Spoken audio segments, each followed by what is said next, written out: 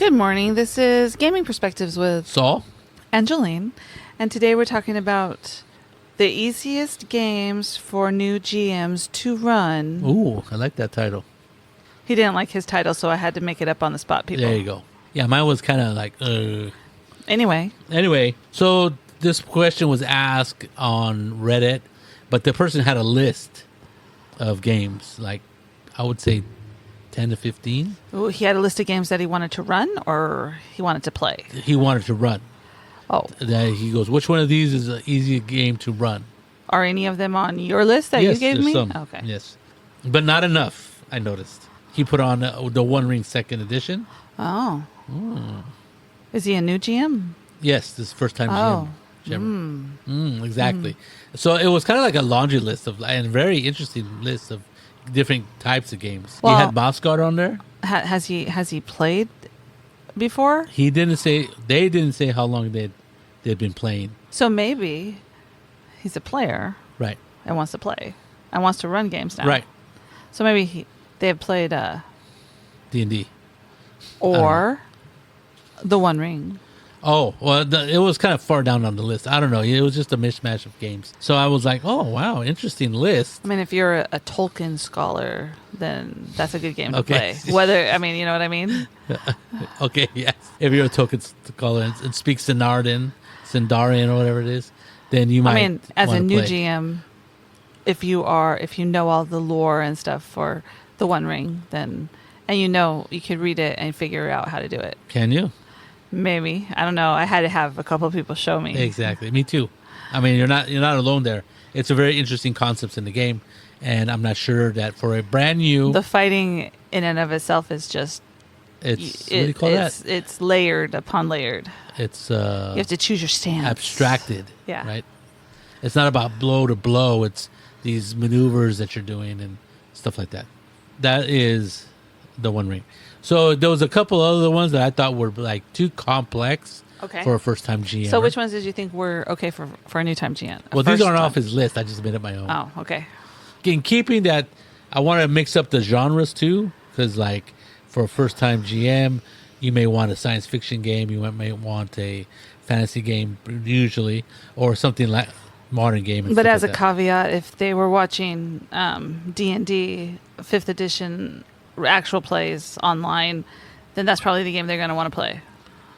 Yeah, they didn't give any particulars as to I'm what just they're saying. playing. I'm just saying that. Yeah, of course. You can give them all these games, and the new GM But he had a that list of wants to run Traveler and D&D because he's always heard that it was the best game in the yes, world. best science fiction game. Yeah.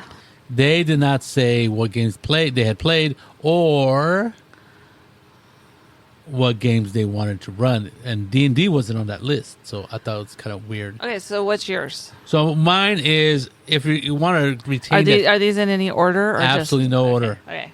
I've been going that route now. I don't want to put them in order. People might judge me. Okay.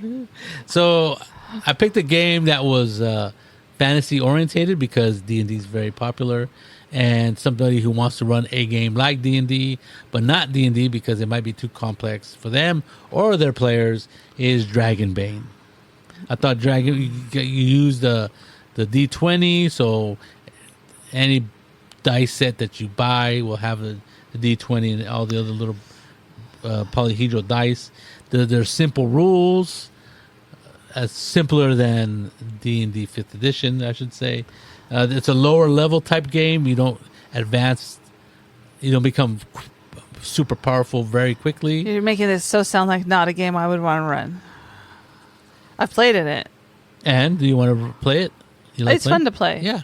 But then again, some people want to advance their character faster, right? Right. And it's I think for me, if you want that D&D feel, this game scratches that itch of. But how do you advance your character in that game? You don't, do you? Yeah, you do. Of course. Okay.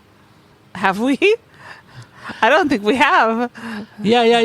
You do. You get points and you add it to your skills. We've done that. We have definitely done that. Yes. I must have missed that. No. You played in every game we played. That's all I'm saying. So I think it's very user friendly. Dragonbane. If you get the starter set, or if you just get their set of rules, that is in the box, then it's super cool. I mean, it gives you everything you need to play. It gives you everything you need to run. It gives you dice. It gives you standees. It gives you maps. The only complaint I have about Dragonbane is that we've been playing it on Roll20, right? And I don't like the pictures. Is that in the book too? Yes. Is the same pictures? It's the art style. I didn't like the art style. They're kind of gloomy and sullen looking. Yeah, the people are not happy. You pick in the pictures. I have to agree that they're all like really like zombified. At first I thought it was just the first couple of people we met, but then everybody. But then as we went along, I'm like, these people all look like they're half dead. Correct. Okay. Yes, that's true. It is a fun game. I don't know about running it as a simple game, but you could read the rules pretty quickly, and you should read the rules pretty quickly and make sure you know what you're getting into. Right. I'm just thinking to compare to 5th edition D&D. Okay. A little bit more simple. And I know you people who hear over my podcast or our podcast probably tired of hearing this. He's going to say Tales from the Loop. Tales from the Loop. I knew he was going to say it. / any other game Boston, from... So any other game that uses the Year Zero engine, the simple D6 die pool mechanic, because they've changed it a little bit here and there. And this is from Free League? This is from Free League, of course. Yeah. Whether you want to play kids in the 80s that never was, or Swedish, or do I even want to say Swedish? More like Nordic mystery hunting people hunting the supernatural. Yeah. In Nordic areas. And depending on your GM, you can either work with these creatures that you find, or you can not work with them, but you can come up with a solution too. Or you can try to kill them. Or you can just die. Or you can just die. That's true. It totally depends on the GM and who's running it and what you're playing. About new GMs and games that would be good for them.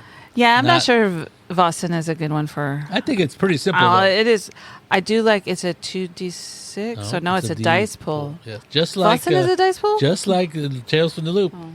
You roll a bunch of dice, and if you get a 6, you succeed. My suggestion instead of Vossen would be Liminal. Ooh. I'm just saying. If you want that kind of adventure, that kind of a investigative adventure, it's a 2d6 system. That did not make my list, but you're right. It's pretty simple. Is a 2d6 system, super easy to get a hold of, or not get a hold of, but to understand. And the book is tiny, and it does really well doing what it does, which is modern fantasy. Is that what it's called? Urban fantasy. Urban fantasy, yes. So you and your group of friends get together, form a club of some sort. Or you're thrown together and you form a club of some sort. And you go after supernatural events. You investigate supernatural events. Yeah. Investigate. And see what's going on. Yeah. And then act accordingly. Yes. You're right. I had not thought of Liminal. I think that one might be easier than Vossen. Tales from the Loop, on the other hand, I think is pretty easy. Yeah. Well, what I like about Vossen and Tales from the Loop is that you have limited skills. You don't have a lot of traits or attributes. And the mechanic is you add your skills to your trait, you roll that many D6s, and if you get a 6, you succeed. Bada boom, bada boom. And you could say that for a lot of the Free League games. I mean, yes. Alien is if you know the genre, it's basically the same. You have all those things that he just said, and you get scared out of your brain. And then, and I was also thinking of, don't they do the movie that I don't like that puts me to sleep? Blade Runner. Yes, Blade Runner. And I know that people love that game, and it's the same kind of thing with the attributes and skills. And as an aside, Saul has to say, I apologize for those of you who are fans of Blade Runner. We hold, what is it? The opinion of Jolene is her opinion only, and not the opinion of GamingPerspectives.com. Or any of Saul's friends or family that like that game. Well, you have somebody that listens to us and is a good friend, David, and he is absolutely loves that movie. I understand, but I can't help it if I fall asleep at that movie. Mike is always like incredulous every time I tell him that too. I think everybody I know is incredulous about that. There you go. I really, of course, why do I say Tales from the Loop all the time? Because making a character super simple, there's no hit points. There's just conditions, and the conditions are really easy. Depending on what game it is, there's either 4 or 5 or maybe even 6. And every time you take a condition, you reduce your dice pool by 1. That's it. Okay. And then if you fill up all your conditions, you really need to go and sit down with somebody. You are broken and can't function. Someone needs to take you home to grandma. Yeah, you go. Well, and get you fed not cookies. In Boston. Maybe give you the hot soup and take care of that cold that's been suffering or that twisted ankle. But even so, it's very simple and it's very easy to understand as far as, hit points is this abstract number of how healthy I am, and I can do everything until I'm like 1 hit point, like in D&D, and then I'm dead. But these conditions slowly erode at your effectiveness. You're never really dead in D&D. You roll 3 death saves, you're dead. I'm just saying. Of course, they can always throw a resurrection spell or raise dead. There you go. And by being you're back, full fighting force instantly. I was going to say that a lot of these games that you're talking about are not genre specific, but there are certain genres right? Like Dragonbane is the fantasy. Tales from the Loop is like an 80s kind of kid thing, but it's got a loop and like strangeness happens. Yeah, like robots and things like that. And then Vossen is an investigative game. Is an investigative game. I would go with Liminal myself. Yes. Just because. What about Call of Cthulhu? Call of Cthulhu, I don't know that I would ask a new GM to be the keeper. Yeah. But maybe after they played a couple games, if they really, really liked the genre of investigating and trying not to look at things that you shouldn't see. You know what I mean? Yes. I mean, but it's a percentile system, right? So it's a little bit different, and then a little bit more granular as far as 2 hits and succeeding and failing. But so far, keep going on your list of games. My list of easy games for brand new GMs. I hate to say it. Apocalypse World, games powered by the apocalypse. He means powered by the apocalypse, and he's talking about what's the game you wanted to talk about? Any of them. Okay. Any game that with Root. Root is good. Apocalypse World is actually pretty good. And for me, in theory, because of the system. What else uses? There's just a boatload of them. It's not Monster of the Week, but it's Monster Hearts. Yeah, one of those. Exactly. It's a lot of people use it. A lot of people write games using that game system. The system basically has a playbooks for you, and then it's a 2d6 system, so it kind of helps you to create your character the way you want to, right? And go from there. Yeah, and like I said, it's really easy to understand. It's 2d6. Depending on which game, I don't play it. I don't play it very often, and I never ran it. So the rules are kind of lost on me. I think you roll 2d6, and it's a range. It's always the same. If you roll, what is it? Like anything under a 5, you fail miserably, and then like a 7 to 10. 7 7 to 10 is you succeed, but with a complication. And then 11 to 12 is you succeed. Something like that. Maybe it's 10 to 12. I don't know. Yeah. See, so I forget what the range is, but it's very simple. Again, the use of playbooks really eases the GM to having the players make characters. There's all kinds of games that use this. A new one is Legends of the Mist. Uses kind of a offshoot of that idea. Back to Root. Root is fun because you're playing animals. Yes, furry animals from the forest. Yeah, and you can have a lot of fun with it. Yeah, I was really surprised. I gotta admit, I was surprised when we talked about it before that I wasn't really big on APOC. You got to pull this guy's kicking and screaming sometimes to have fun. Yes, and sometimes, I've done that, and sometimes I'm successful. Many times I'm not. But this one was really eye-opening for me, and that's why the idea of playing different games is really good. Like, I love D&D, right? I've been playing D&D for a long time, all its incarnations except for 4th and 2nd edition, or 2nd and 4th. But for the most part, it's something that I've played and continue playing for 40-something years. So when this new hippy-dippy game came out, I was like, come on. There's no hit points. There's no what's this? Character advancement? Character advance. I think there is character advancement, but all you roll is 2d 6-sided dice. There's no polyhedrals. Come on, that's not even a role playing game. But years later, after I was introduced to it and played in the very good games, I learned to appreciate it. And like I said, for a new player, a new GM, I think it's very hard to get a game that runs gets off and running faster than a game like this. Okay. Your next one? Now, for me, Mouse Ritter is a very interesting game. You literally play mice in the style of Redwall, right? The Adventures by Brian Jacques. I believe he's French. Anyway, so are you in a French village or an English village? I think Mouse Ritter sounds German. Well, there's mice everywhere, so who knows? But anyway, I'm thinking it's a German large, estate, and you do go on adventures. The thing about Mouse Ritter is they have a nice little inventive inventory system. I think I've told you about that. On the character sheet, there's little slots or boxes, and the GM will get you this little box that says, oh, here's a sword, here's a dagger. And if you could put it on your little character sheet in the box and it fits, then you can carry it.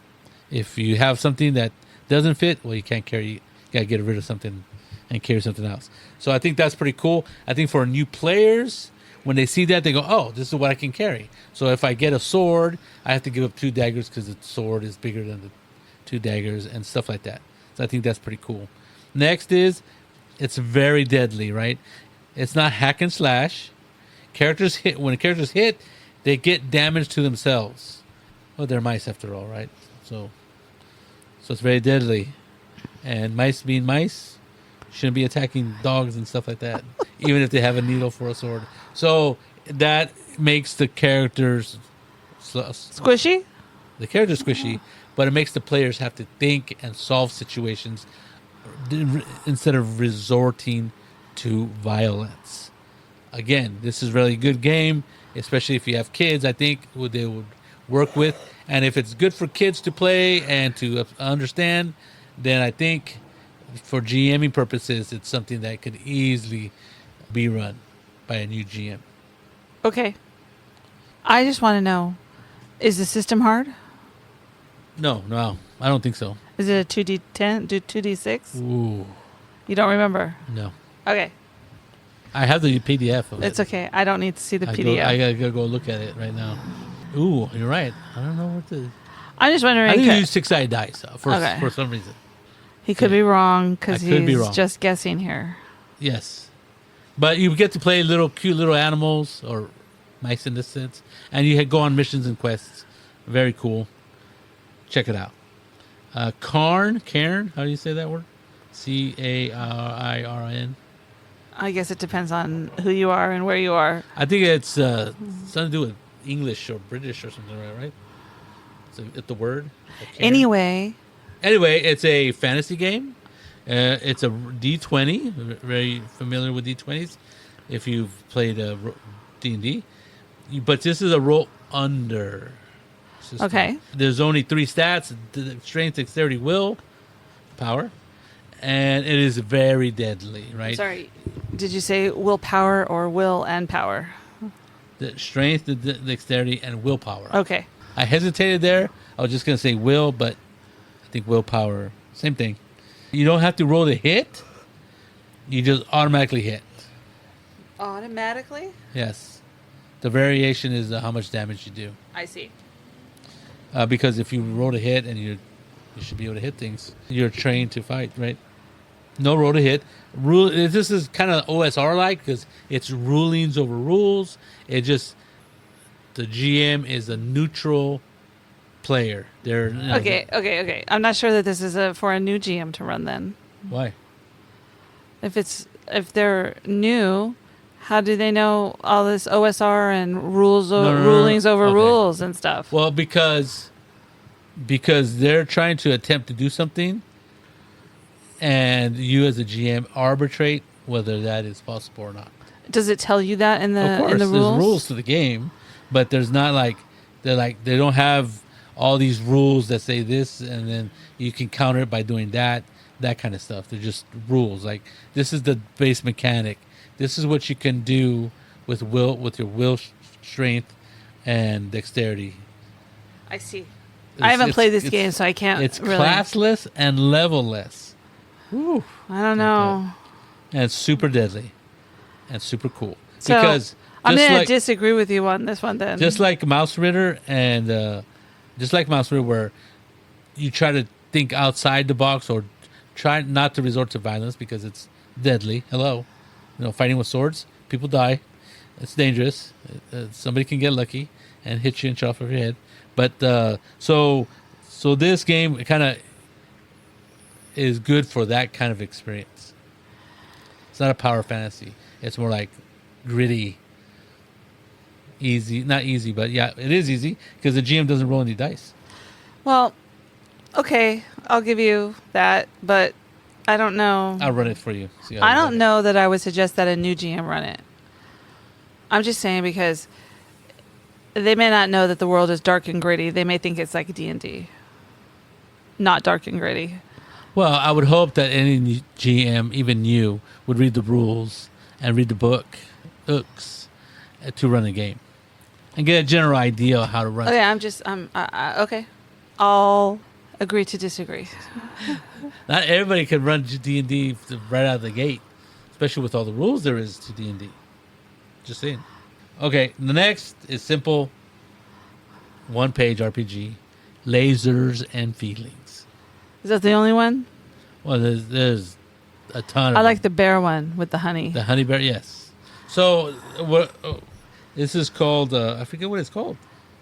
Well, it's the Lasers and Feelings. The first person who came up with this single-page RPG called it Lasers and Feelings. It's like what is it? Like a science fiction game.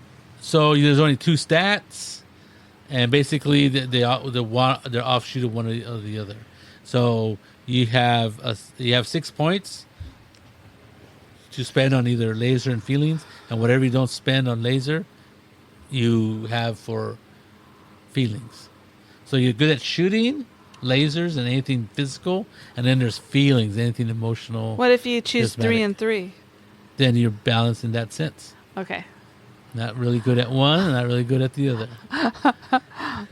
Sorry, I could just see that. I go, well, I have 6 points. I'll divide them evenly. Well, I mean, yeah, of course. I think this is more of a game about experiences and stuff like that.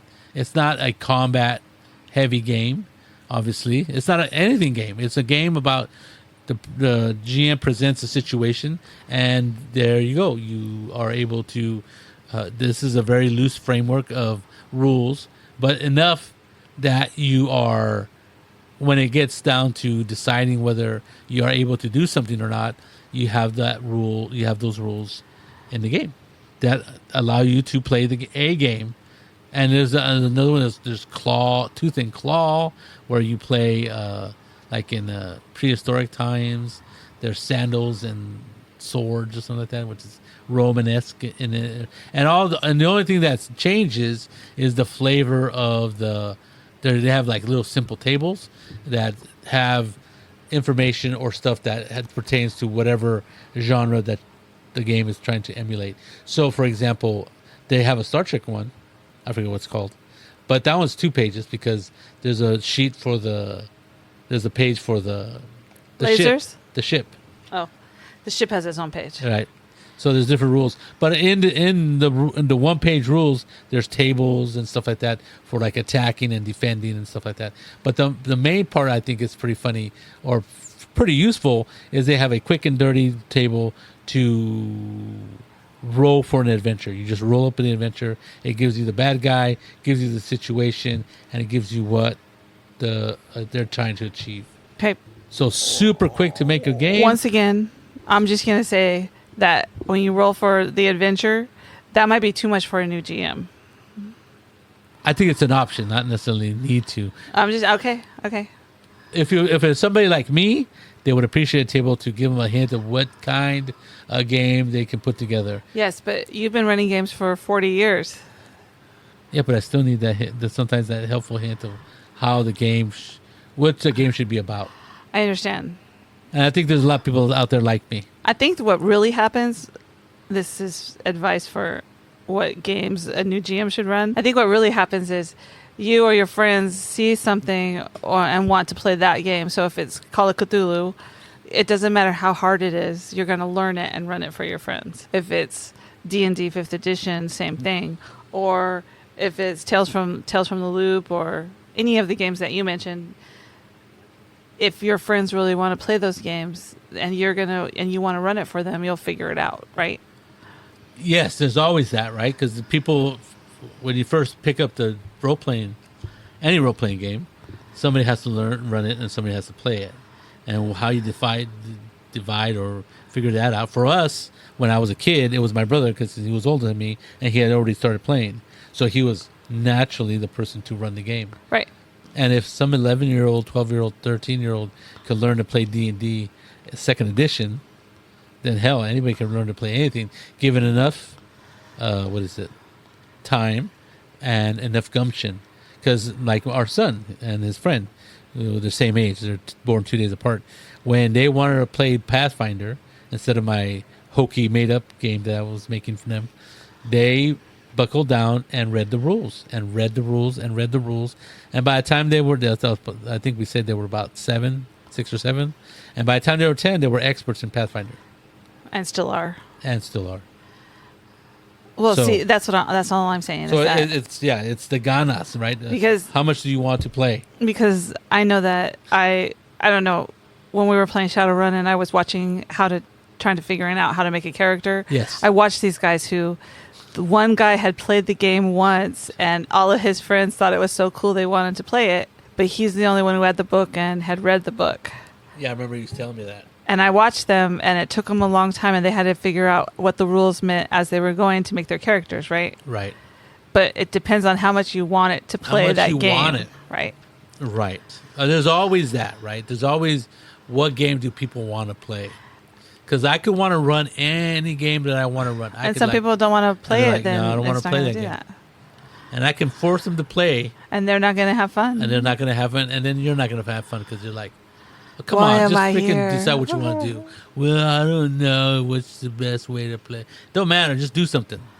And that's not a way to play a game.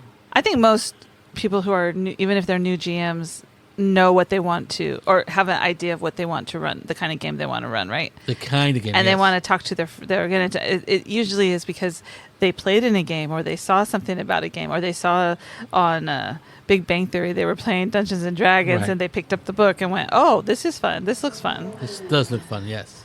Or they happen to go into a Pokemon shop or a card shop, and they have role-playing games there. Oh, what's this?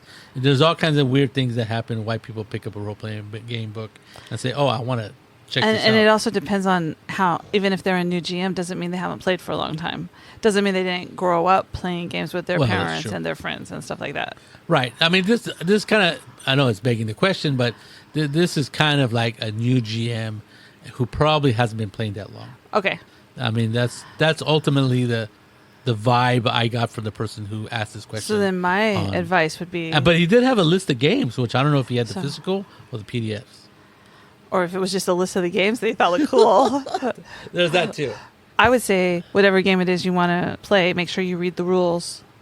If you can't read the rules, don't play the game because you're going to be very confused. I'm just saying because there's some books that are easier to understand the rules than others. Yeah, I agree. I'm trying to remember what game I ran where I read all the rules and understood them completely before I ran it. Well, It's you're a very special short case. list. It's a very short list. I can't think of any game that I've done that with. Mainly because I get bored easily, I think, and rules. I'd rather be taught the rules than to learn the rules by myself. Say the best way to do it. The good thing about the day and age that we are in That's true. is you can go onto YouTube and somebody is going to tell you, is going to walk you through the rules of a new game. Right. Or I have a lot of friends that are more than willing to learn the rules. Oh, yes, you do. Yes. And everybody loves to learn the rules, whether they're, especially if you want to run a game. Everybody likes to learn the rules just because they can figure out how their character works and that kind of stuff. Because they know how I play. Yes. Or run a game like off the seat of my pants and like, oh, I think I got it. Oh, no, you don't got it. That's not the rules. Let's look up the fighting rules. Let's just see how the rules say. We'll just roll with what I said, and if I'm wrong, we'll do it different next time. Culpa. That's a mistake I made. I'm sorry. That's my best Italian please accent don't. I've ever done. Just please don't. I've been watching The Godfather back to back for 10 hours. Liar. I know. The Sopranos? No. Okay. So I think almost any game on this, I was going for simple games that would be easy to GM. Of course, a simple game for anybody and everybody is something that they really want to run. Right. Or they're really interested in playing. Like you said, the One Ring. It wouldn't be my first choice to run a first game, but if you're really into Middle Earth and you don't have old MERP, they actually have a 5th edition port of the One Ring. Oh, I would go with the regular One Ring. I would too. Even with the rules as crunchy as they are. Yeah. They're definitely different rules. Yeah. The and One Ring. first edition and second edition are different rules. Yes. By the way. They had to change them a little bit. So. But anyway, I think that is the ultimate thing. If you are really interested in a certain genre, a certain game, if you want to run, I don't know. Star Trek, yes. Then you'll run Star Trek, and especially if you like the genre, then you probably know quite a bit about it. So most of the role-playing in role-playing games is role-playing. Right. So if you have a lot of knowledge about Star Trek, that's one of the funnest times I ever have is when we go to DundraCon and I play in Jonah's Star Trek game, whatever it is, because everybody at the table except you know what everybody, even you, have an idea of what you're supposed to do. Me. Yeah, I know Star Trek. Yeah. But so if your players are enthusiastic and the GM is enthusiastic, I'm well versed in Star Trek. My favorite captain is Jean-Luc Kirk.